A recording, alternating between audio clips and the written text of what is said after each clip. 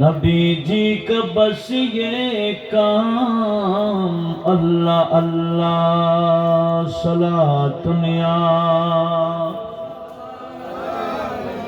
सलामुनिया हबीब अल्लाह अलैकुम। যারা বিক্ষিপ্ত অবস্থা আছেন, এশারার নামাজ মসজিদেও শেষ হয়েছে, জিয়ারত সেরে সবাই মাহফিলে চলে আসার জন্য আমি অনুরোধ জানাচ্ছি। অনেকে দোকানপাটে বসে আছেন। এই মাহফিল প্রত্যেকটা ইমানদারের ইমানই দায়িত্ব হয়ে যায়। মাহফিল পরিবেশন করলে, মাহফিল সাজালে সেটাকে বসে সুন্দর করা। প্রত্যেকটা এই এলাকার যত মুসলিম রয়েছেন সবার উপর একটা দায়িত্ব হয়ে যায়, এটাকে কিভাবে সুন্দর করা যায়। সেজন্য অনুরোধ জানাবো, মাইকের আওয়াজ যেখানে যাচ্ছেন, মাইকের থেকে ওয়াজ শোনার, মাহফিলে বসে ওয়াজ শোনার মধ্যে অনেক পার্থক্য রয়েছে, সওয়াবের ক্ষেত্রেও ব্যাপক তফাৎ রয়েছে। সেজন্য আমি অনুরোধ জানাবো, যারা বিক্ষিপ্ত অবস্থা আছেন সুশৃঙ্খলভাবে সবাই মাহফিলে বসে যাওয়ার জন্য। এলাকাতেও যারা আছেন, যাদের কাজ নেই, এমন অযথা ঘুরছেন, যারা নিজেরাই মাহফিলের ব্যবস্থা করেছেন, আপনারা আগে এসে মাহফিলের সৌন্দর্য বৃদ্ধি করুন। জি জি জি, যারা বিশেষ করে আমাদের আজকের সভাপতি মহোদয় জনাব আলহাজ আজহার মিয়া চৌধুরী সাহেবও আপনাদের কাছে আহ্বান জানাচ্ছেন, মাহফিল যারা ব্যবস্থাপক কয়েকজন কাজে থাকবেন, বাকিরা মাহফিলে বসে যান। মেহমান অতিথি বাহিরে আসলে তখন আপনাদের সুন্দর, যখন মজলিস ভরপুর হয়ে যাবে তখন ওঠার সুযোগ আছে। আল্লাহ সবাইকে এই মাহফিলের কদর বোঝার তৌফিক দিক। একটু বড় আওয়াজে বলি না আমিন। এগুলা কত বড় ফজিলতপূর্ণ, এখন আমরা দুনিয়াতে আছি বিদায় বুঝি না, খবরবাসীরা বুঝে আসলে আজকের মাহফিলের গুরুত্ব কত। এনারা আফসোস করে, হাদিসে বাঁকে ইয়াহসুদুন শব্দ আসছে। ইয়াহসুদুন শব্দ থাকলে অর্থ হবে ইয়াবগিতুন, তারা তৃপ্ত করে, ঈর্ষা করে। আরে আজকে আমি দুনিয়াতে থাকলে, আজকে মাহফিল চলছে, আমি মাহফিলে বসতে পারতাম। এই ধরনের মাহফিলের ফজিলত এই কবরবাসীরা জানে, কিন্তু এখন আমরা কবরে যাই না বিদায় মাহফিলের কদর বুঝি না। এগুলাকে গনিমত মনে করতে হবে। এগুলাই আমাদের নাজাতের ওসিলা, এগুলাই আখিরাতের নাজাত পাওয়ার এক একটা মাধ্যম। এটাকে গনিমত হিসেবে মনে করতে হবে। প্রতিদিন তার মাহফিল হচ্ছে না, কোরআন এবং সুন্নাহর এই নুরানি মজলিস, এটা অবশ্যই নাজাতের ওসিলা হবে। বিশেষ করে হুজুর করিম সাল্লাল্লাহু আলাইহি ওয়াসাল্লামের মিলাদের অনুষ্ঠান, হুজুর গৌসুল আজম জিলানীর ফাতিহার অনুষ্ঠান, এটা অনেক বড় ফজিলতপূর্ণ। আসার সময় নিয়ত করে আসবেন, আমাদের তকদিরে কি আছে আমরা জানি না, যে মিলাদে মুস্তাফায় যাচ্ছি, গৌস পাকের উরুসে পাকে যাচ্ছি। এই তকদিরে কোনো খারাপই থাকলে আল্লাহ যাতে পাল্টাইয়া দেয়, কারণ আমার আল্লাহ তকদিরে লিখেন ঠিক। আমার আল্লাহ নিজে বলছেন, ইয়ামকুল্লাহু মা ইয়াশা ওয়া ইউথবিতু ওয়া ইনদাহু উম্মুল কিতাব। আল্লাহ বলেন, আমি ওই যাতে বাবরকত, আমি সত্তা, ইয়ামকুল্লাহু মা ইয়াশা, তোমাদের তকদিরে যা লেখা হয়েছে এগুলা চাইলে আমি মুছে দিতে পারি। ওয়া ইউথবিতু, অথবা আমি এগুলাকে বহাল রেখেও দিতে পারি। তকদির লিখা, মোচা, আবার নতুন ভাবে লিখা, এগুলার কলম ওয়া ইনদাহু উম্মুল কিতাব। আমার আল্লাহর কাছে এই তকদিরের মূল বিষয় হচ্ছে সব কিছু আল্লাহর কুদরতি কলমে লিখেন। একটু জোরে বলুন না সুবহানাল্লাহ। সেজন্য এই ধরনের মাহফিলে আসার সময় যদি বা তকদিরে কোনো খারাপিও থাকে, যাওয়ার সময় ইনশাআল্লাহ তকদিরে কোনো খারাপই থাকবে না, আমার আল্লাহ পাল্টিয়ে দিবেন। সেজন্য অনেক বদনসিব নসিবওয়ালা হয়ে যায়, অনেক বদকিসমত কিসমতওয়ালা হয়ে যায়। আল্লাহর ওলিদের মাজারে যাওয়ার সময় এক নজর এক তকদিরে যায়, আসার সময় অন্য তকদিরে আসে। এটা আল্লাহর ওলিদের ওসিলায়, আল্লাহর বন্ধুদের সদকায় আমার আল্লাহ আমাদের তকদিরে খারাপই থাকলেও মুছে দেয়, ভালাই লিখে দেয়। সেই নিয়তে আসতে হবে। আল্লাহ পাক সবাইকে কবুল করুক। একটু বড় আওয়াজে বলুন না আমিন। এই মাহফিল থেকে আমরা সহি সালামতে বাড়িতে গিয়ে ঘুমাবো, সকালে উঠবো, এই শিরুটি আছে কারো কাছে নেই। কখন যে কার কাছে মালাকুল মওত এসে যায় টাইম মোতাবেক কেউ জানি না। সেজন্য আমাদেরকে সবসময় প্রস্তুত থাকতে হবে, যাতে মালাকুল মওত আসলে আমরা সহজেই আল্লাহ পাকের দিদারের জন্য প্রস্তুত থাকি। একটু জোরে বলুন না সুবহানাল্লাহ। সেজন্য আল্লাহ ওয়ালারা যারা আল্লাহ পাকের ইবাদতে থাকে, বন্দেগীতে থাকে, নবী পাকের মহব্বতে থাকে, আল্লাহর ওলিদের মহব্বত যাদের অন্তরে ধারণ করে, এরা সব সময় মৃত্যুর জন্য প্রস্তুত থাকে। এটাকে মৃত্যু, এটাকে কিয়ামত মনে করে না, নিয়ামত মনে করে। হাদিসে পাকেও আছে তুহফাতুল মুমিনি আল মউত। ঈমানদারের জন্য তোহফা হলো, উপহার হলো মওত। কেন? এই মওতের মাধ্যমে ঈমানদার তাদের মওলাই হাকিকের সাথে দিদার করতে পারে। মওতের মাধ্যমে আল্লাহর বান্দাগণ আল্লাহ পর্যন্ত পৌঁছতে পারে। এমনকি কবরে গেলে নবীজির সাক্ষাৎ পায়। কবরে কেউ যাবে না, কিন্তু নবীজি আসবেন। সেজন্য আলা হযরত বলেন, কবরে গেলে নবী আসবেন, নবীর সাক্ষাৎ হবে। এটাকে স্মরণ রেখে তোমার জানটা নবীর পক্ষে দিয়ে দাও, নবীজির শানের পক্ষে তোমার জান দিয়ে দাও, দেখবে তোমার দাম বেড়ে গেছে। আলা হযরত বলেন, জান দে দো ওয়াহদায়ে दीदार पर, जान दे दो वादाए दीदार पर, जान दे दो वादाए दीदार पर, जान दे दो वादाए दीदार पर, नकद अपना दाम हो ही जाएगा, नकद अपना दाम हो ही जाएगा, जाएगा जाएगा हाँ जाएगा, नकद अपना दाम हो ही जाएगा, नकद अपना दाम हो ही जाएगा। सलातुनिया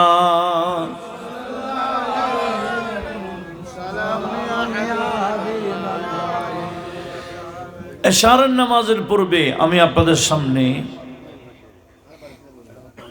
এই কথা উপস্থাপন করেছিলাম, যাদের কলব মরে গেছে এদের কাছে মসজিদ ভালো লাগে না, যাদের কলব মরে গেছে মাজার জিয়ারত ভালো লাগে না, যাদের কলব মরে গেছে এই যে মাহফিল, ভালো কাজ, জিকিরের অনুষ্ঠান, নাতের অনুষ্ঠান, মাহফিলে মিলাদ, এগুলা ভালো লাগে না। সেজন্য মানুষ ওই কাজেই থাকে। যাদের কলম মরে যায় তখন বেহায়াপনার কাজে লিপ্ত থাকে, এগুলাকে পছন্দ করে। সেজন্য আমাদের মরা কলবকে জিন্দা করার যদি কারো ইচ্ছা থাকে, মিলাদে মাহফিলে বসতে হবে। নিয়ত সহি করে যদি মিলাদে মাহফিলে বসেন, কলম মরা থাকলেও আমার আল্লাহ জিন্দা করে দিবেন। একটু জোরে বলুন না সুবহানাল্লাহ। কলব জিন্দা হয় ইশকে রাসূলের মাধ্যমে, নবীজির প্রেম, ভালোবাসা, মহব্বতের মাধ্যমে মানুষের কলব জিন্দা হয়। জিন্দা হয়ে গেলে তখন শুধু 5 ওয়াক্ত নামাজে মন ভরে না, এরা তাহাজ্জুদে উঠে যায়। যাদের কলব জিন্দা হয়ে যায় এরা রাত ভর ইবাদত করে, ইবাদত বন্দেগীতে মগ্ন থাকে। এটাতেই ওনারা মজা পায়, স্বাদ পায়। এখন আমরা ইবাদত করলেও স্বাদ পাচ্ছি না কেন? ওই বললাম, কলবের রুহানি পাওয়ার যেটা আমরা হারায় ফেলেছি। আল্লাহ আমাদের সবাইকে এই কলবটাকে পুনরায় জিন্দা করার তৌফিক দান করুক। একটু জোরে বলুন না আমিন। সবসময় যদি দরুদ শরীফ পড়ি, সবসময় যদি নাতে রাসূল পড়ি, সবসময় যদি নবীজির শান শুনি, তখন মরা কলবও জিন্দা হয়ে যায়। আরেকটা বিষয় আমার আল্লাহ বলেন, আলা বিযিকরিল্লাহি তাতমাইন্নুল কুলুব। আল্লাহ বলেন, এই আমার বান্দারা জেনে রাখো, সতর্ক থাকো, আমি আল্লাহর জিকিরের মাধ্যমে তোমার কলব স্থির হয়, ইতমিনান হয়, প্রশান্তি পায়। আল্লাহর জিকির মানে শুধু আল্লাহ আল্লাহ জিকির করা না। আল্লাহর জিকির মানে নবীজির জিকির, এটাও মূলত আল্লাহর জিকির। আল্লাহর ওলিদের জিকির, এটাও আল্লাহর জিকির। নামাজ পড়া, এটাও আল্লাহর জিকির। কোরআন শরীফ পড়া, এটাও আল্লাহর জিকির। নামাজকেও আমার আল্লাহ জিকির বলেছেন। আমার আল্লাহ বলেন, আকিমুস সালাত লিযিকরি। মাশাআল্লাহ। আমার আল্লাহ কি বলেন? আকিমুস সালাতা লিযিকরি। বান্দা আমার, নামাজ কায়েম করো আমি আল্লাহর জিকিরের জন্য। নামাজের শুরু থেকে শেষ পর্যন্ত জিকির কার? আল্লাহর। এই জিকিরের মধ্যেই আমার আল্লাহ বলেন, আমার জিকির কবুল হবে আমার বন্ধুর উপর সালাম দিলে, দরুদ শরীফ পড়লে। সালাত ও সালাম ছাড়া আমি আল্লাহ আমার জিকিরও কবুল করি না।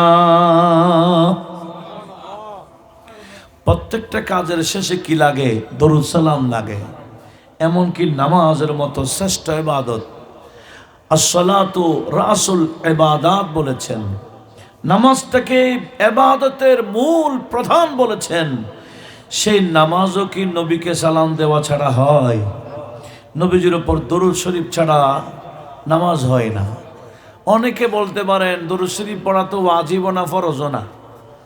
এটা একটা সুন্নাহ, এটা না পড়লে তো নামাজ হয়ে যায়। আরে ভাই, নামাজ হয়ে যাওয়া একটা কথা, নামাজ আল্লাহ পাকের দরবারে কবুল হওয়া অন্য কথা। ইমামে বাইহাকি হাদিস নোট করেছেন সুনানে কুবরায়। আমার নবীজি বললেন, মান সাল্লা সালাতান, কোন বান্দা নামাজ পড়লো, ওয়ালাম ইউসাল্লি ফিহি আলাইয়া ওয়া আলা আহলে বাইতি, নামাজের মধ্যে আমি এবং আমার আহলে বাইতের উপর দরুদ শরীফ পড়ে নাই, লাম তুকবাল সালাতুহু, ওই বান্দার নামাজ আল্লাহ পাকের দরবারে কবুল হবে না। মুফতি সাহেব ফতোয়া দিতে পারে, ওয়াজিব তরক হয় নাই, ফরজও হয়ে গেছে, বাস নামাজ হয়ে গেছে। সুন্নত না পড়লেও নামাজ হয়ে যায়। মুফতি সাহেব নামাজ হয়ে গেছে ফতোয়া দিতে পারে, কিন্তু আমার নবীজি বলেন, নামাজ হয়ে যাওয়া একটা বিষয়, নামাজ কবুল হওয়া অন্য বিষয়। অনেক বান্দারা এত সুন্দর নামাজ পড়ে, আর আমার নবীজিও খারেজিদের পরিচয় দিতে গিয়ে বলেছেন, সাহাবীদেরকে বলছেন, তুহকিরুনা আহাদুকুম সালাতাহু মা সালাতিহিম। খারেজিদের নামাজ দেখলে, হে আমার সাহাবীরা, তোমাদের নামাজ তোমরা একেবারে তুচ্ছ মনে করবা। এরা রুকুতে গেলে উঠবে না, সিজদা গেলে উঠবে না। এত সুন্দর রুকু সিজদা, এত সুন্দর ফরজ ওয়াজিব আদায় করে, এত সুন্দর কষ্ট করে নামাজ পড়ে, কিন্তু একটা সিজদাও কবুল হয় না। নবীজি বলছেন, ইয়ামরুকুনা মিনাদ-দ্বীন কারামিয়াতিস সাহাম, যেভাবে ধনুক থেকে তীর চলে যায়, এদের কলব থেকে ঈমান এভাবে বের হয়ে যায়। একটু জোরে বলুন না নাউজুবিল্লাহ। ঈমান ছাড়া একটা সিজদাও কি আল্লাহর দরবারে কবুল হবে? उसके लाख सजदे भी काम नहीं आएगा। লক্ষ লক্ষ সিজদা, একটা সিজদা 5 মিনিট হোক, এই সিজদা কবুল হবে না। उसके लाख सजदे भी काम नहीं आएगा। अज़मते मोहम्मदी से, अज़मते मोहम्मदी से क़ल्ब जिसका खाली है, अज़मते मोहम्मदी से क़ल्ब जिसका खाली है। जार कलबे आज़मते मुस्तफा नाई, নবীর সম্মান নাই, সেই সিজদা এক একটা 5 মিনিট করে দিক, একটা সিজদাও কবুল হবে না। অনেকে সিজদা দিতে দিতে কুফালে দাগও ফেলাই দেই, এটাও কাজ হবে না। কবি সেটাও বলছেন, उमर भर के सजदों की दाग है जबीनों पर, उमर भर के सजदों की दाग है जबीनों पर, दिल तेरा मगर न जीदी, दिल तेरा मगर न जीदी, नूरे हक से खाली है, दिल तेरा मगर न जीदी, नूरे हक से खाली है। सलातुनिया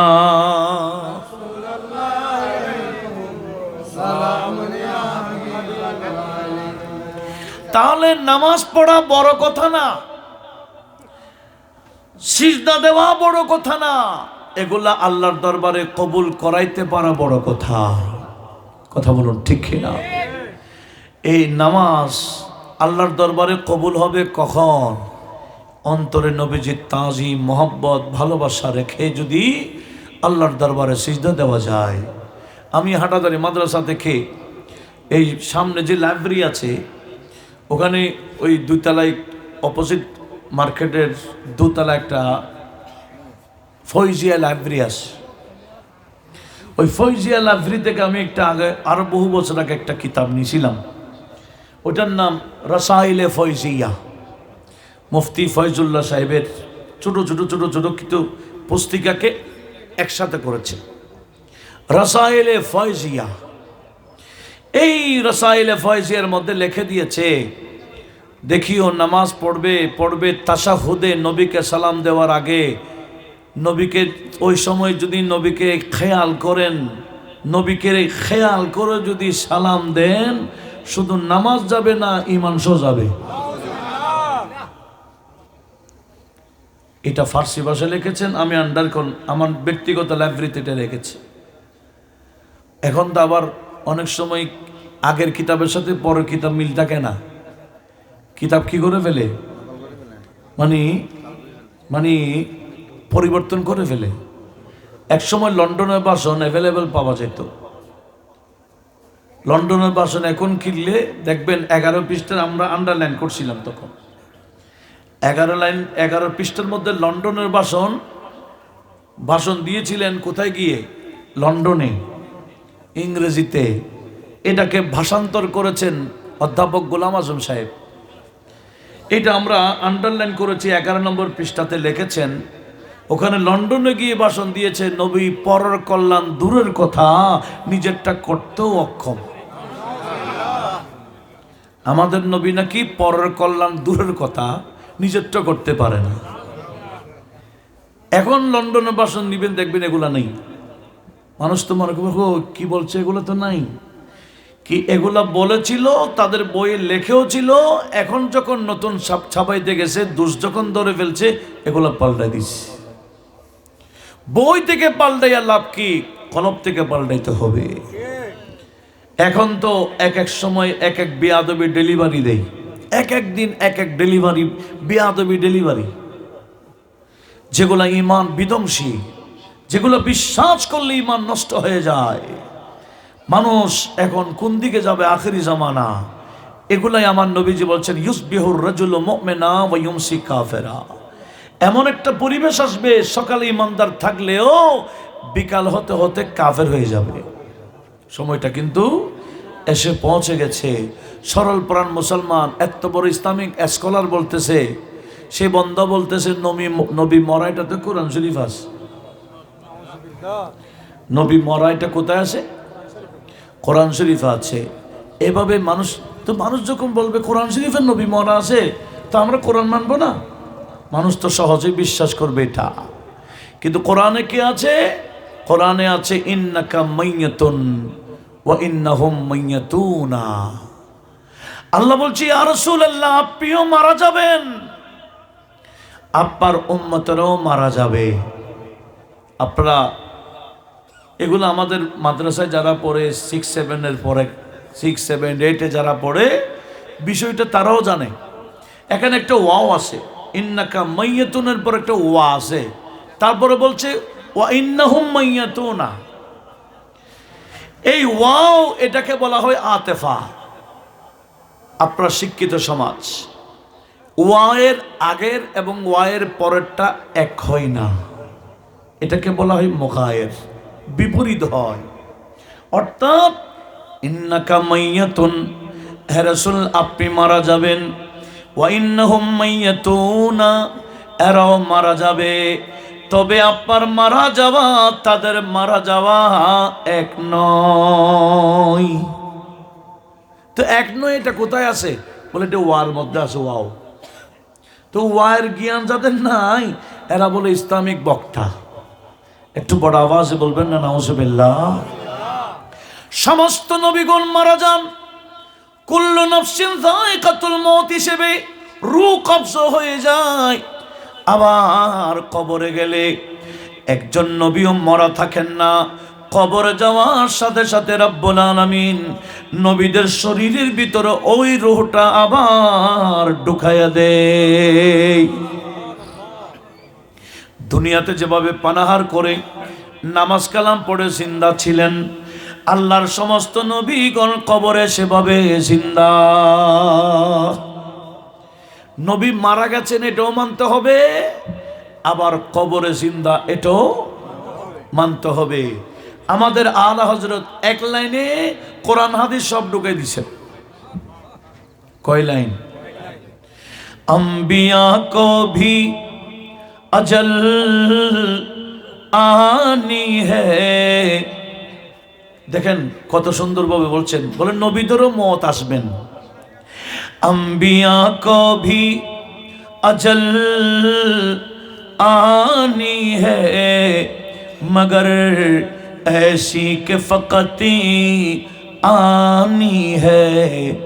उसी आने की बात उनकी हयात, उसी आने की बात उनकी हयात, मिसले साबिक वही जिस्मानी है, मिसले साबिक वही जिस्मानी है। सलातुनिया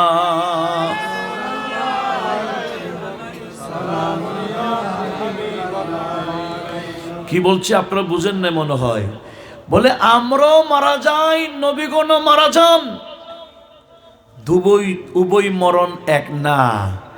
আমরা মারা যাব কিয়ামত পর্যন্ত, আর নবীগণ মারা যান কবরে যাওয়া পর্যন্ত। কবরে গেলে একজন নবীও কি থাকে না, মরা থাকে না। ইসলামী নবীর মর্যাদা একটা বই আছে, মানুষ মোহাম্মদ একটা বই আছে, ইসলামী রেনেসাঁ আন্দোলন এগুলা বই আছে। এইগুলোর মধ্যে পৃষ্ঠায় পৃষ্ঠায় মৃত নবী লেখা আছে। এখন কেউ যদি নবীকে মৃত বলে তার ঈমানও মরা, ঠিক কিনা? ঈমান মরা না হলে কেউ নবীকে মরা নবী বলতে পারে না। এই যে ইসলামী স্কলার বলতেছে তো নবী মরা, এটা তো কোরআন শরীফে আছে বলতেছে, কেন? তার কলম মরা। কথা বলুন ঠিক কিনা? তার ঈমান মরা, বেঈমান এগুলা।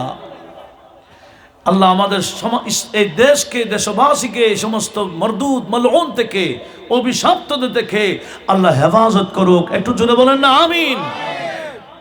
আচ্ছা আপনি বলেন তো, আমি মারা যাওয়ার পর কি সোজা হয়ে দাঁড়িয়ে থাকতে পারবো? হ্যাঁ, কিন্তু আল্লাহর নবী সুলাইমান আলাইহিস সালাম মারা যাওয়ার পরে লাঠি ধরে উনি 1 বছর একেবারে দাঁড়িয়েছিলেন। মারা যাওয়ার পরও লাঠি ধরে দাঁড়িয়েছিলেন 1 বছর। এটা সূরাতুস সাবা, কোরআনে পাক। আমরা কেউ লাঠি ধরে দাঁড়িয়ে থাকতে পারবো মারা যাওয়ার পর? পরে যাব না? কিন্তু আমরা এবং নবীগণ বেশ কম আছে। নবীরা মারা যাওয়ার পরও শরীর কোনো পরিবর্তন হয় না। আমরা একদিন পার হয়ে গেলে ফ্রিজের গাড়িতে ঢুকাইয়ে দেই। এ কাজ করিয়েন না, ফ্রিজের গাড়ি অনেক বড় জুলুম। মারা যাওয়ার পরে ফ্রিজের গাড়িতে ঢুকাই দেওয়া এটা জুলুম। বলে ছেলে বিদেশে, সেটা কোথায়? বিদেশে। ছেলে জানাজা পড়ার জন্য বাবাকে ফ্রিজে ঢুকাই দিল, মাকে ফ্রিজে ঢুকাই দিল। এটা মা বাবার উপর বড় জুলুম। মারা যাওয়ার পরে যেখানে কুসুম কুসুম গরম পানি দিয়ে গোসল করাইতে হয় যাতে কষ্ট না পায়, সেই জায়গায় ফ্রিজের মধ্যে ঢুকাই দেই। ওই শরীর থেকে ধোঁয়া বের হয়। কি বের হয়? ধোঁয়া। নবীজি বলছেন কাসরু আজমিল মাইয়াতে কাকাসরিহা হাইয়া। মারা যাওয়ার পর হাড্ডি মাংস কাটা, জিন্দা থাকতে কাটা যেরকম, জিন্দা থাকতে উফ বললে তুমি শুনো, মারা যাওয়ার পরে উফ বলছে তুমি শুনছো না। এতটুকু পার্থক্য। নতুবা মারা যাওয়ার পরও অনুভূতি শক্তি থাকে। এগুলা মারা যাওয়ার পরে মানুষ দেখে, কথাও বলে, কিন্তু আমরা শুনি না। হাদিসে বুখারীতে আছে, মানুষকে যখন খাটে করে কবরস্থানের দিকে নিয়ে যায় তখন যারা কাঁদে নেই এদেরকে ডাকে। নেককার বন্দা নামাজি কালামি হলে ওই বন্দা বলবে কদ্দিমুনি কদ্দিমুনি, আমাকে আমার কবরে তাড়াতাড়ি নিয়ে যাও। আর যদি বদকার হয় সে বলবে ইয়া ওয়াইলাহা, হায় আফসোস, আইনা তাযহাবুন, আমাকে কোথায় নিয়ে যাচ্ছ? নবীজি বলেন ইনসানও শুনে না, জিনও শুনে না। লো সামিয়াল ইনসানু লা সাইকা। নবীজি বলছেন এই মাইয়াতের কথা কোন মানুষ যদি শুনতো বেহুশ হয়ে যেত। তাহলে মানুষ কথা বলে, মারা যাওয়ার পরও বলে, শুনে, অনুভূতি থাকে। কিন্তু বড় দুঃখ লাগে কি যে পরিবেশ আসছে, মারা যাওয়ার পরে ফ্রিজের গাড়িতে নিয়ে যাই, ঢুকাই দেই। আল্লাহ এই সমস্ত জুলুম থেকে আমাদের এই মুসলিম মিল্লাতকে হেফাজত করুক, আমিন বলেন। জানাজা পড়া সবার জন্য ফরজ আইন নয়, সবাই মিলে পড়তে হবে এরকম না। কয়েকজন বললে কি হয়ে যায়? ফরজ আদায় হয়ে যায়। এরপরে আপনি যত পারেন জিয়ারত করুন, ইসালা সওয়াব করুন। জানাজার জন্য আপনি ছেলে মা বাবাকে ফ্রিজের গাড়িতে ঢুকাই দিবেন বলে টাকা আছে, সমস্যা কি? আপনি টাকা দিয়ে মা বাবাকে আযাব দিচ্ছেন। সমাজে এরকম কেউ উদ্যোগ নিলে নিষেধ করবেন, বারণ করবেন। ভালো কাজে যেভাবে আদেশ করতে হয়, খারাপ কাজ থেকে নিষেধ করতে হয়। এগুলো আমাদের দায়িত্ব। আল্লাহ আমাদের সবাইকে সেদিকে একটু সজাগ থাকার তৌফিক দিক, আমিন বলেন। একদিন 2 দিনের পর দুর্গন্ধ বের হবে না? হ্যাঁ, দুর্গন্ধ বের হবে। কিন্তু আল্লাহর নবী সুলাইমান আলাইহিস সালাম মারা গেলেন কয়দিন হলো? দুর্গন্ধ বের হয়েছে না। ওনার লাঠি পোকা, মাটি থেকে পোকা উঠে লাঠি খাইয়া লাঠি ভেঙে দিয়েছে, তখন উনি শুয়ে গেছেন। জিন্নাতরা তখন বুঝছে আরে উনি তো মরা না, দেখতেছে এখন মরে নাই, মারা গেছেন কয় বছর আগে। কেন? জিন্নাতদেরকে কাজ দিতে হয়। হযরত সুলাইমান ইসলাম তাদেরকে বাইতুল মুকাদ্দাসে কাজে লাগাই দিলেন। কি? সীসা ঠিক করা, গ্লাস। মসজিদে গ্লাস আছে না, তখন গ্লাস ছিল, সীসা। এরা জিন্নাতের এদিকে এক সাইডে সীসা ঠিক করে অন্যদিকে যায়, এদিকে ফেটে যায়। আবার এদিকে ঠিক করে এদিকে আসে, এদিকে ফেটে যায়। একবার এদিকে ঠিক করে, আবার এদিকে ঠিক করে। এবার করতে করতে ক বছর হয়ে গেল? 1 বছর পরে উনিও শুয়ে গেলেন। এরা বলতো হ্যাঁ রে, আমরা এতক্ষণ কি করলাম, আমরা তো এটা জানলে অনেক আগে ফেলাইতাম। আমাদেরকে এভাবে উনি দাঁড়াই করাই, নিজে দাঁড়িয়ে থেকে আমাদেরকে কাজে লাগাই দিল, উনি মরা, এটা তো আমরা জানি না। তাহলে মারা যাওয়ার পরও দাঁড়িয়েছিলেন ক বছর? এটাকে আমাদের পক্ষে সম্ভব? এটা নবীদের শরীর, নিজেদের মতো মনে করিয়েন না। আল্লাহর নবী দানিয়েল আলাইহিস সালাম উনি মারা যাওয়ার আগে রব্বুল আলামিনের কাছে ফরিয়াদ করেছিলেন, আল্লাহুম্মা আতুদফানানি উম্মতু মুহাম্মাদিন সাল্লাল্লাহু আলাইহি ওয়াসাল্লাম। ও আল্লাহ, আমি জানি উম্মতের মধ্যে শ্রেষ্ঠ উম্মত হলো উম্মতে মুহাম্মদ সাল্লাল্লাহু আলাইহি ওয়াসাল্লাম। আল্লাহ, আমি দুনিয়াল মারা গেলে আমার বড় আশা উম্মতে মুহাম্মাদের হাতে আমি দাফন হব। উনি দোয়া করতেছেন উম্মতে মুহাম্মাদি ওনাকে দাফন করুক, অথচ উম্মতে মুহাম্মাদি আসবে ওনার ইন্তেকালের আরো 1000 বছর পর। তো এতদিন থাকবে কই? উনি ওসিয়ত করেছেন, এই আমার উম্মতের আত্মীয় স্বজনরা, আমি মারা গেলে তোমরা আমাকে দাফন করে দিও না, আমাকে একটা সিন্দুকের মধ্যে রেখে দিবা। আমি একটা ওসিয়তনামা লিখতেছি। উনি একটা তলোয়ারের মধ্যে ওসিয়তনামা লিখলেন, ওগো উম্মতে মুহাম্মাদি, আমার নাম দানিয়াল, আমি একজন আল্লাহর নবী।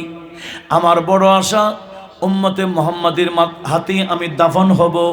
ওগো উম্মতে মুহাম্মাদি, আপনারা কেউ যদি আমাকে পান, আপনাদের হাতে আমাকে দাফন করিয়েন। একটা তলোয়ারের মধ্যে খোদাই করে ওসিয়তনামা লেখে উনি বললেন, আমাকে যে সিন্ধুকে রাখবা, এই সিন্ধুকের পাশে এই তলোয়ারটা রেখে দিবা। ফারুক আজমের আমলে সিরিয়া যখন বিজয় লাভ করলেন, একটার পর একটা এলাকা যখন বিজয় হচ্ছিল, হযরতে আবু মুসা আশআরী রাদিয়াল্লাহু তাআলা আনহুর নেতৃত্বে একটা এলাকা বিজয় হলো। সেখানে দেখলেন কিল্লাতে যখন ঢুকলেন, দেখতে বিরাট এক সিন্ধুক দেখা যায়। মারে, সিন্ধুকের মধ্যে তো দামি দামি জিনিস থাকে, মালে গনিমত তো বেশি পেয়ে গেলাম, মনে মনে খুশি হয়ে গেলেন। সিন্ধুক যখন খুললেন, দেখলেন যত বড় সিন্ধুক তত বড় একজন মানুষ শুয়ে আছে। উচ্চ আওয়াজে বলুন সুবহানাল্লাহ। হযরত আবু মুসা আশআরী রাদিয়াল্লাহু তাআলা আনহু দেখতে পেলেন ওনার পাশে একটা তলোয়ার নিয়ে যখন পড়লেন, দেখলেন এটা তলোয়ার না, এটা ওসিয়তনামা, এটা ওসিয়তনামা। বলে, এ ওগো উম্মতে মুহাম্মাদি, মাশাআল্লাহ আমাদের আজকের প্রধান আলোচক মহোদয় উনি তাশরীফ আনতে যাচ্ছেন। একটু বড় আওয়াজে নারা লাগান, নারে তাকবীর, নারে রিসালাত, নারে গাউসিয়া, নারে তাকবীর। আচ্ছা, প্রিয় মুস্তাফা সাল্লাল্লাহু আলাইহি সাল্লাম এখন আমাদের মাঝে এসে উপস্থিত হয়েছেন। আজকের অনুষ্ঠানের সম্মানিত ওয়াইজিন, দায়েম নাজির জামিয়া আহমদিয়া সুন্নিয়া জামিয়া মসজিদের সম্মানিত খতিব, সুন্নিয়তের বলিষ্ঠ কণ্ঠস্বর মাওলানা মুফতি আবুল আসাদ জুবাইর রিজভী মাদাজিলুল আলী। একটু বড় আওয়াজে বলি মারহাবা। উনি আসছেন ইনশাআল্লাহ, মঞ্চে আসলেই আমি এতে টানছি। তো কি বলছিলাম, ওসিয়তনামাতে লেখা কি, ওগো উম্মতে মুহাম্মাদি, আপনারা কেউ যদি আমাকে পান, আমার লাশটা আপনারাই দাফন করবেন। হযরতে আবু মুসা আশআরী বললেন, হযরতে দানিয়াল আলাইহিস সালাম উনি নিজের পরিচয় তুলে ধরলেন ওসিয়তনামাই, অথচ মারা গেছেন 1000 বছর হয়ে গেল, ওনার শরীরের মধ্যে কোনো পরিবর্তন ঘটেনি। আল্লাহর নবীদের শরীরের মধ্যে কোনো পরিবর্তন ঘটে না। আরেকজন নবীর কথা আপনারা জানেন, হযরতে ইউসুফ আলাইহিস সালাম, যার কাহিনীকে আমার আল্লাহ কোরআনে পাকে আহসানুল কাসাস বলেছেন, সুন্দর কাহিনী বলেছেন ইউসুফ আলাইহিস সালামের কাহিনী। উনি পরিশেষে এগুলা সব কিছু মিশরের বাদশাহী মন্ত্রীগিরি সব ফেলে ওই নীল নদীর পাশে বসে বসে ইবাদত করতে করতে আল্লাহর কাছে ফরিয়াদ করেছিলেন, ও আল্লাহ, আমি তো মারা যাব, আমি তোমার কাছে দোয়া করছি, ওয়াল হিকনি বিসসালিহিন। ও আল্লাহ, আমি মারা গেলে আমাকে তোমার সালেহীন বান্দা, আমার বাপ দাদা যেখানে দাফন আছে, আমাকে সেখানে দাফনের ব্যবস্থা করিও। এটা সূরা ইউসুফের 101 নম্বর আয়াত। আপনাদের গভীর মনোযোগ কামনা করছি। উনি দোয়া করেছেন ওয়ালহিকনি বিসসালিহিন, ও আল্লাহ আমি মারা গেলে সালেহীন বান্দাদের সাথে আমি কবরে যাইতে চাই। উনি কোথায় বসে বসে ইবাদত করতে বলছিলাম? নদীর পাড়ে। উনি যখন মারা গেছেন মিশরের মানুষেরা নদী থেকে অনেক ভিতরে মরু এলাকায় দাফন করে দিয়েছে। এখন এতদিন তো উনি নদীর পাড়ে ইবাদত করতেন, নদী ওনাকে চিনে, ওনার প্রতি মহব্বত ছিল। এখন ইউসুফ আলাইহিস সালাম যেদিকে মাজার, নদী ভাঙতে ভাঙতে ভাঙতে ভাঙতে ইউসুফ আলাইহিস সালামের মাজারের সামনে গিয়ে স্টপ হয়ে যায়, আর ভাঙ্গে না। নদী বলে, ও গো আল্লাহর নবী, এতদিন আপনি আমার পাশে বসে বসে ইবাদত করতেন, আমি মজা পাইতাম। আপনি মারা যাওয়ার পরে আপনাকে দাফন করে দিয়েছে এত দূরে, আমি নদী আপনার থেকে দূরে থাকতে রাজি না। নদী নিজেই ভাঙতে ভাঙতে ইউসুফ আলাইহিস সালামের মাজারের পাশে চলে গেলেন। এক বছর ওই এলাকা ছিল মরু এলাকা, ওই এলাকায় কোনো ক্ষেত খামার হইতো না। এখন ইউসুফ আলাইহিস সালামকে দফন করার কারণে ওই এলাকায় আবাদ হয়ে গেল, ক্ষেত খামারে ভরপুর হয়ে গেল। যেদিকে নদী ছিল, ক্ষেত খামার ছিল, ওইদিকে মরু হয়ে গেছে। এক বছর পর ওই এলাকার মানুষ এই এলাকার মানুষদেরকে বলছে, ইউসুফ আলাইহিস সালামকে এদিকে দাফন করার কারণে নদী এদিকে চলে আসছে, বসছি আমরা ইউসুফ আলাইহিস সালামকে আমাদের ওদিকে দাফন করব। নদী ওদিকে যাবে, আমরাও ক্ষেত খামার করব, কিছুদিন ওদিকে থাকলে তোমরা নিয়ে আসিও। আল্লাহ ঠিক আছে। ইউসুফ আলাইহিস সালামকে ওখান থেকে উঠাইয়া ওই এলাকায় নিয়ে দাফন করেছে। এবার নদী ওদিকে ভাঙতে ভাঙতে ওদিকে পৌঁছে। ইউসুফ আলাইহিস সালাম যেদিকে, নদীও সেদিকে। নদীও ভাঙতে ভাঙতে ওদিকে চলে গেল। ওনার মাজারের পাকের সামনে গিয়ে স্টপ হয়ে যায়। এরা চুক্তি করেছে এক বছর তারা নিয়ে থাকবে, আরেক বছর ওদিকে থাকবে। কয়েক বছর যখন গেল, উভয় পক্ষে বসে বলছে, হ্যাঁ রে, আমরা তো আসলে বেয়াদবি করছি। আল্লাহর একজন নবীকে আমরা একবার এদিকে দাফন, আরেকবার এদিকে দাফন করছি, এটা তো সুন্দর হচ্ছে না। বলে একটা কাজ করি, বলে কি? বলে নদী যখন আপনারা এবং আমাদের মধ্যখানে বরাবর জায়গায় আসবে, আমরা একটা মরমর গাছের সিন্দুক বানাবো। ওই সিন্দুকের মধ্যে আল্লাহর নবী হযরত ইউসুফ আলাইহিস সালামকে রাখবো। শিকল দিয়ে আমরা টানা দিয়ে নদীর মধ্যখানে রেখে দিলে আমাদের বিশ্বাস নদীর ডানেও যাবে না, বামেও যাবে না। জোরে বলুন। নদী এদিকে যায় কেন? ইউসুফ আলাইহিস সালামের জন্য। আবার বামে কেন যায়? ইউসুফ আলাইহিস সালামের জন্য। এরা বুঝে গেছে, সেজন্য বলছি ইউসুফ আলাইহিস সালামকে নদীর মধ্যখানে রাখবো, যাতে নদী আর কোনো দিকে না যায়। এই সিদ্ধান্ত গ্রহণ হয়েছে। মরমর গাছ, বড় দামি গাছ, এই গাছের সিন্দুক বানালো যাতে পানি না খায়, ভিতরে পানি না ঢুকে। বড় বড় শিকল দিয়ে টানা দিল নদীর মধ্যখানে। এবার দেখা যায় নবীর ডানও যায় না, বামও যায় না। কেন? মধ্যখানে কে? এইভাবে নদী ডানও যায় না, বামেও যায় না। 400 বছর হয়ে গেল। আল্লাহর নবী মুসা আলাইহিস সালাম 400 বছর পরে ঘটনার তুর পাহাড়ে যখন কথা বলছেন আল্লাহর সাথে, আল্লাহ বলে, ওগো মুসা, আমার এক বন্ধু দোয়া করেছেন ওয়ালহিকনি বিসসালিহিন। উনি মারা গেলে ওনাকে ওনার সালেহীন বান্দা যারা বাপ দাদা, ওনাদের সাথে দফন করার জন্য দোয়া করেছেন। এখন উনি তো নদীর মধ্যখানে। আপনি একটা কাজ করেন, ওগো মুসা আলাইহিস সালাম, আপনি ওনাকে নদীর মধ্যখান থেকে উদ্ধার করে বাইতুল মুকাদ্দাসে নিয়ে ওনাকে দাফনের ব্যবস্থা করেন।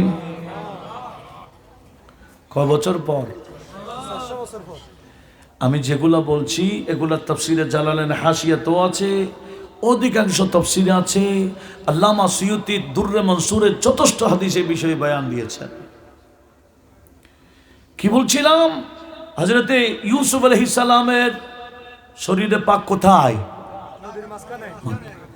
এরা তো দাফন করেছে অনেক গভীরে, শিকল ঢুকাইছে অনেক গভীরে, যাতে উপরে যা চলে চলুক, সমস্যা না হয়। সিন্দুকটা অনেক গভীর।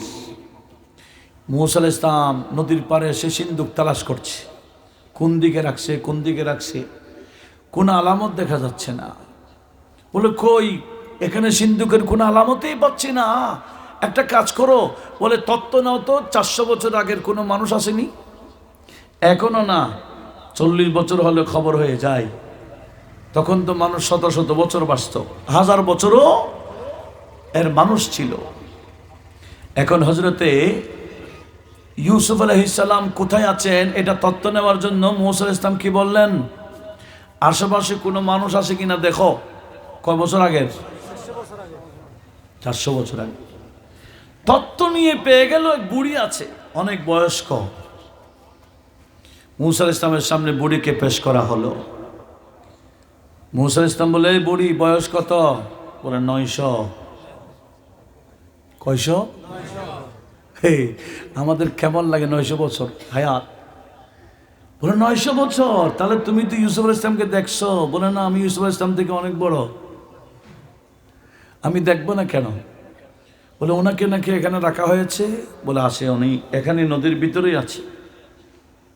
বলে আমাকে একটু দেখাই দাও। আমার আল্লাহই পাঠিয়েছেন ওনাকে বাইতুল মুকাদ্দাস নিয়ে যাইতাম। বুড়ি বলে, আমি মফত কাজ করি না, কন্ডিশন আছে। বলে কি কন্ডিশন? বলে কন্ডিশন হলো আমার হায়াত এখন 900, আরো 900 বছর দিতে হবে। আপনি যে জান্নাতে যাবেন আমাকে ওখানে নিতে হবে, দুইটা মানলে আমি দেখাই দিব। এগুলা কি সাধারণ কন্ডিশন? তো দিল আর কঠিন।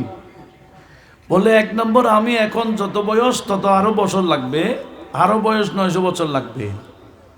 আর জান্নাত কোনটাতে যাব? আপনি যেটাতে যান। মুসা আলাইহিস সালাম আল্লাহকে বললেন, ও খোদা, তুমি পাঠাইলা তোমার বন্ধুকে বাইতুল মুকাদ্দাসে গিয়ে ওনার বাপ দাদার পাশে দাফন করতাম। এখন বুড়ি তো তত্ত্ব দেয় না, 2টা কন্ডিশন লাগাই দিল। এখন কি করা যায়? আমার আল্লাহ বলেন, ঠিক আছে, মঞ্জুর করে নেন।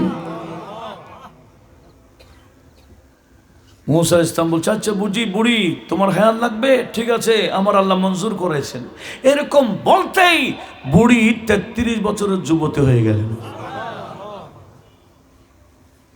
বুড়ি যখন 33 বছরের যুবতী হয়ে গেল, বুড়ির এখন ইয়াকিন হয়ে গেছে জান্নাতে ওনার সাথে যাবেন। এটা তার এখন দেখাইতে পারবে না। বলে আসেন, এখন আমি দেখাইতে পারি। মুসা আলাইহিস সালামকে নিয়ে গেলেন, একটা বৃত্ত অঙ্কন করে দিলেন। বলে এখানে খনন করেন, দেখবেন গভীরে কি আছে? শিকল আছে। মুসা আলাইহিস সালামের উম্মতরা ওই বৃত্ত অনুযায়ী গর্ত খনন করতে করতে অনেক গভীর যখন খনন করলেন, দেখলেন শিকল দেখা যায়। বলে বরাবর ওইদিকেও আরেকটা শিকল আছে, ওদিক থেকে শিকলটা উদ্ধার করুন। 2 দিক থেকে শিকল হাতে নিয়ে যখন টান দিবেন, ওই সিন্ধুক আপনাদের হাতে এসে যাবে। জোরে বলুন সুবহানাল্লাহ। এগুলা শিকল উদ্ধার করতেছে ক বছর পর? 400 বছর পর। 400 বছর পরে এই 2 দিক থেকে শিকল যখন উদ্ধার করলেন, যখন টান দিলেন, দেখলেন ওই মরমর গাছের সিন্দুকটা বেরিয়ে আসলো। উপরে উঠাইয়া মুসা আলাইহিস সালাম বলে, উনি বেশি সুন্দর, শুনছি এখন দেখতে পারবো। ওই সিন্দুক যখন খুললেন, দেখলেন আল্লাহর নবী ইউসুফ আলাইহিস সালাম যেভাবে সুন্দর ছিলেন, এখনো সে সুন্দর রয়ে গেল। সবাই দেখতে পেল। সেখান থেকে ওনাকে বাইতুল মুকাদ্দাসে দাফন করেছেন ইন্তেকালের 400 বছর পর। শরীর কোনো পরিবর্তন হয় নাই। অন্যান্য নবীদের শরীর ইন্তেকালের পরও কোনো পরিবর্তন ঘটে না। কি এবার বলেন, আমাদের নবীর অবস্থা কি ঘটবে? নবীজির শরীরের মধ্যে কোনো পরিবর্তন ঘটবে না। দুনিয়াতে যেভাবে পানাহার করে জিন্দা ছিলেন, এখনো রওজায়ে মুস্তাফায় নবীজি সেভাবে জিন্দা। কথা বলুন ঠিক কিনা? এখনো নবীজি নামাজ কালাম পড়েন, এখনো আমাদের জন্য ইস্তিগফার পড়েন, আমাদের জন্য ক্ষমা চান। এমনকি আমরা কে কি করি না করি সব রওজা শরীফ থেকে নবীজি দেখতে আছেন। এই বিশ্বাস আছে কিনা? কেন? নবীজি বলছেন, ইলমি বাদা ওয়াফাতি কাইলমি ফি হায়াতি, আমার এন্তেকালের পরও আমার জ্ঞানটা ওই রকমই থাকবে আমার এন্তেকালের পূর্বে আমার যে জ্ঞান ছিল। তো এন্তেকালের আগে নবীজির জ্ঞান কি ছিল? নবীজি বলেন, ইন্নাল্লাহা কদ রাফালি আদ-দুনিয়া কুল্লাহা।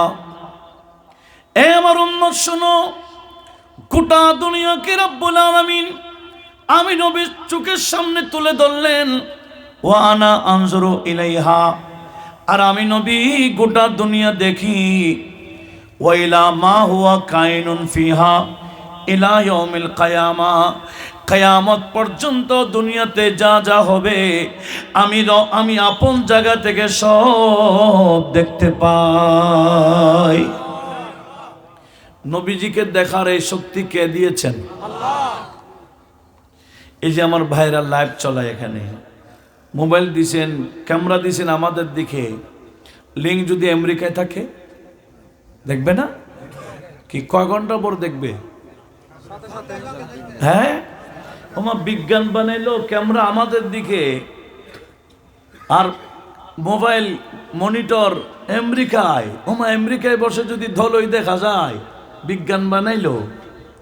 তো আল্লাহ যদি গোটা কায়নাতের দিকে আমার আল্লাহর কুদরতি ক্যামেরা ফিটিং করে আর মনিটর যদি নবীর সামনে রাখে, নবীজি দেখবে না?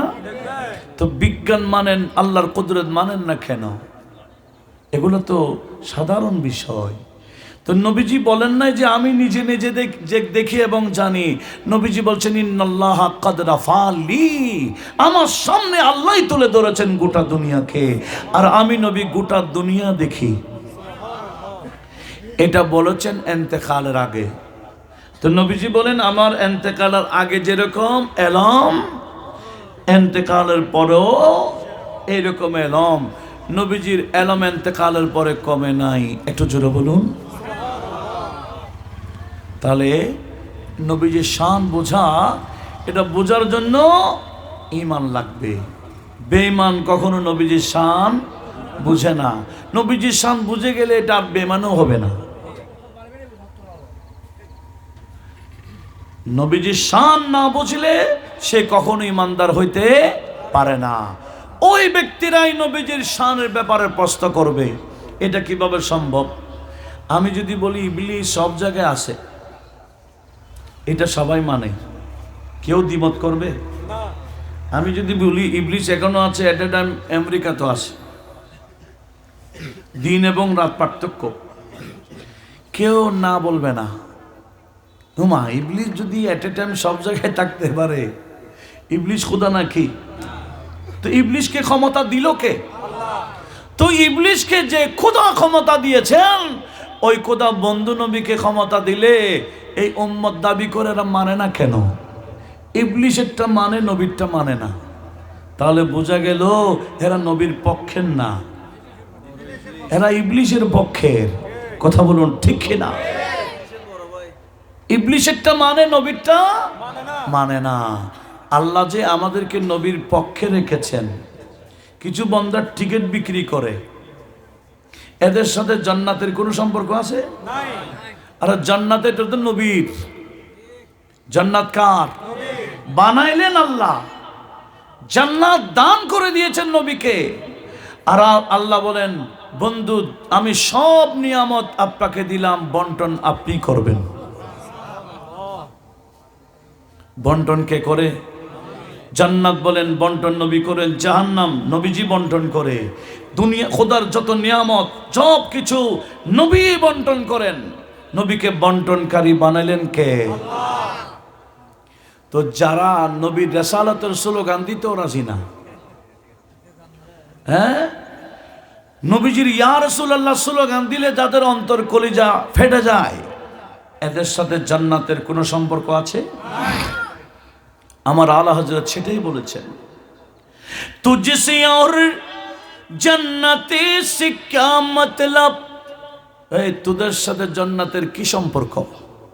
তুঝসে और জান্নাতে সে क्या मतलब, बातिलों दूरी हो हम रसूलुल्लाह के, हम रसूलुल्लाह के, जन्नती रसूलुल्लाह की, हम रसूलुल्लाह के।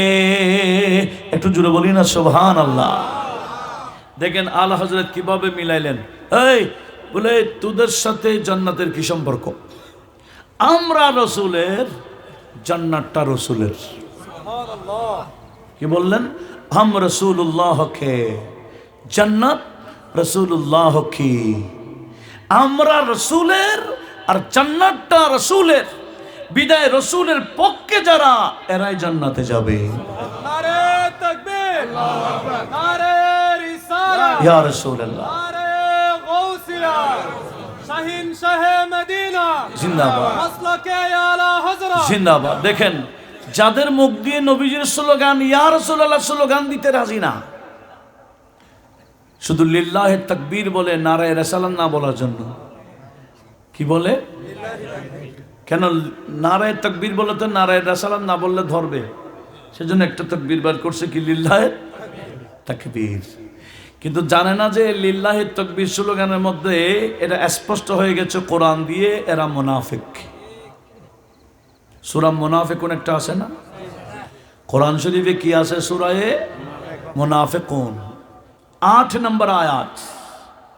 আমার আল্লাহ বললেন ওয়ালিল্লাহিল ইজ্জাতু ওয়া লিরাসূলিহি ওয়া লিল মুমিনিন ওয়ালাকিন্নাল মুনাফিকিনা লা ইয়ালামুন। এটা কোরআন শরীফে নাই এখন? আছে। কোন সূরা বললাম? মুনাফিকুন। কয় নম্বর আয়াত? এগুলা দলিল হিসেবে রাখবেন।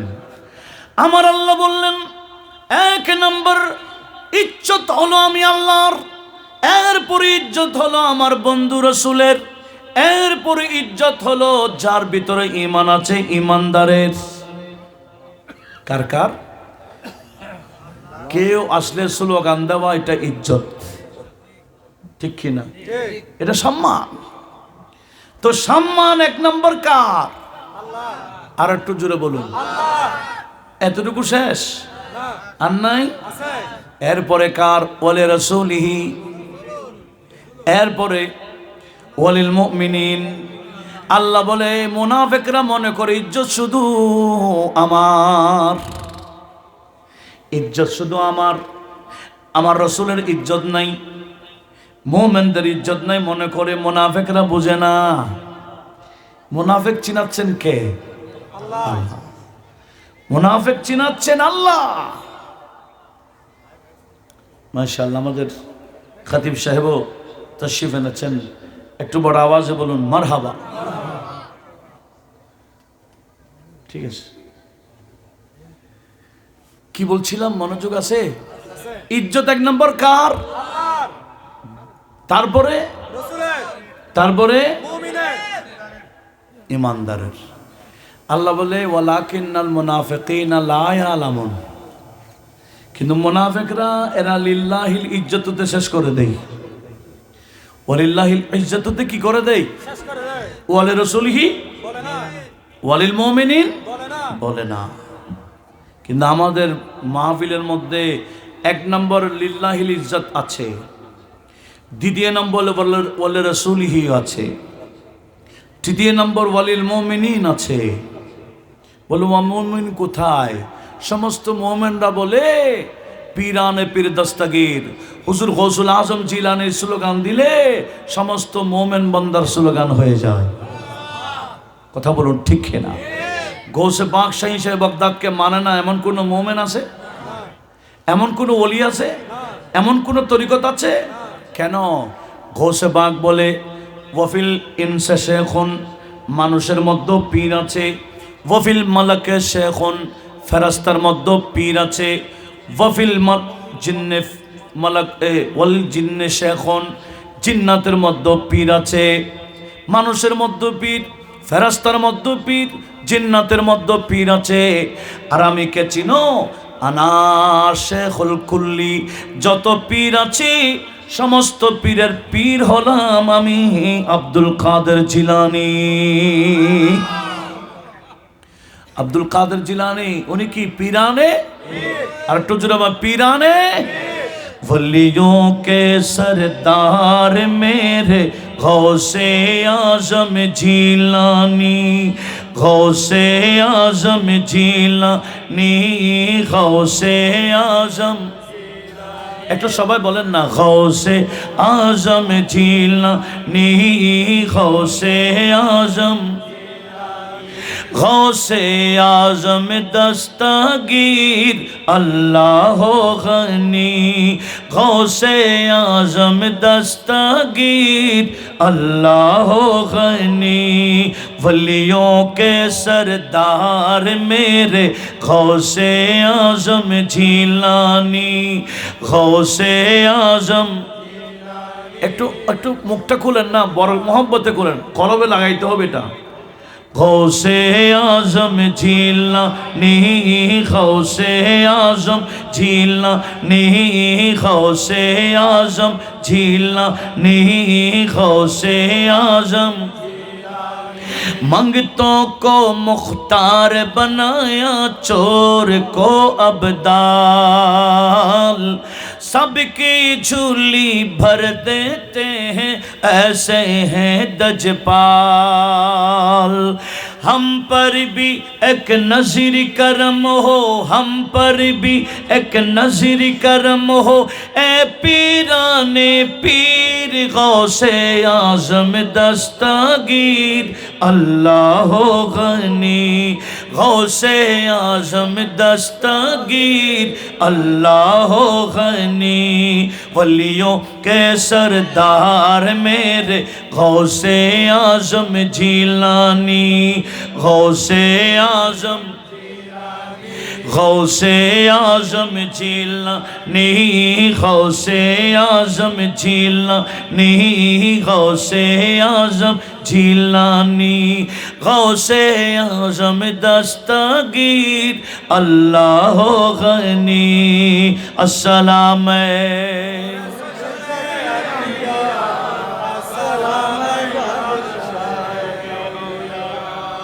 আমার কথা শেষ। আমরা কোরআনে আল্লাহ মাশাআল্লাহ একটু নারা লাগে, নারায়ে তাকবীর, নারায়ে রিসালাত, या रसूल अल्लाह, नारे तकबीर, नारे रिसालत, नारे गौसिया।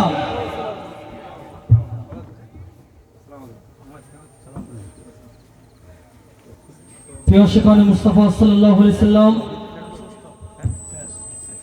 এখন আমাদের মাঝে এসে উপস্থিত হয়েছেন আজকের অনুষ্ঠানের সম্মানিত আয়োজিন দায়েম নাজির জামিয়া আহমদিয়া সুন্নিয়া জামে মসজিদের সম্মানিত খতিব, সুন্নিয়তের বলিষ্ঠ কণ্ঠস্বর উস্তাদুল উলামা মাওলানা মুফতি আবুল আসাদ জুবাইর রিজভী মাদ্দাজিলুল আলী, মাওলানা মুফতি আবুল আসাদ জুবাইর রিজভী মাদ্দাজিলুল আলী হুজুরকে চাঁদ চৌধুরী বাড়ি ঈদে মিলাদুন্নবী উদযাপন পরিষদের পক্ষ থেকে আন্তরিক মোবারকবাদ ও ধন্যবাদ জ্ঞাপন করছি। আমি আপনাদের প্রতি বিনীতভাবে অনুরোধ জানাচ্ছি, আমরা যারা বাইরে বিক্ষিপ্ত অবস্থায় ঘোরাফেরা করতেছি, মাহফিল প্রাঙ্গণে এসে রাসূল মকবুল সাল্লাল্লাহু আলাইহি ওয়াসাল্লামের ফয়েজ ও বরকত হাসিল করার জন্য আপনাদের বিনীতভাবে অনুরোধ জানাচ্ছি।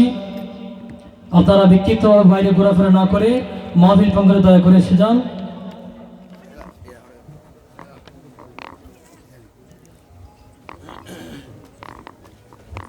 সম্মানিত উপস্থিতি, এখন আমাদের মাঝে কোরআন সুন্নাহর আলোকে ইসলাম প্রচারে আউলিয়া কেরামের অবদান সম্পর্কে আলোচনা করবেন আজকের অনুষ্ঠানের সম্মানিত ওয়াইজিন দায়েম নাজির জামিয়া আহমদিয়া সুন্নিয়া জামে মসজিদের সম্মানিত খতিব মাওলানা মুফতি আবুল আসাদ জুবাইর রিজভী মাদ্দাজিলুল আলী, মাওলানা মুফতি আবুল আসাদ জুবাইর রিজভী মাদ্দাজিলুল আলী হুজুরকে তকরির পেশ করার জন্য বিনীতভাবে অনুরোধ জানাচ্ছি।